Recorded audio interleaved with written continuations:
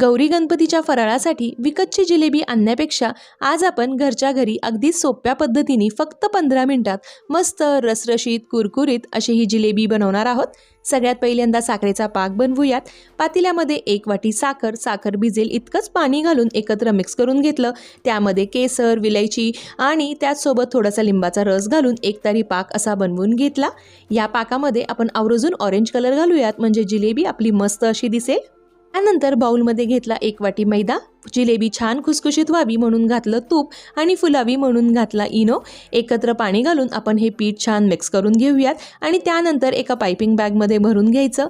तेल छान कडकडीत गरम करायचं। गॅसच्या मीडियम फ्लेमवर जिलेबी तेलामध्ये सोडायची।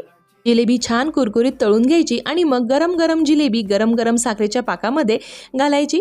फक्त 1-2 मिनिट ठेवायची आणि मग पहा मस्त अशी कुरकुरीत रसरशीत जिलेबी इथं आपली तयार झाली आहे।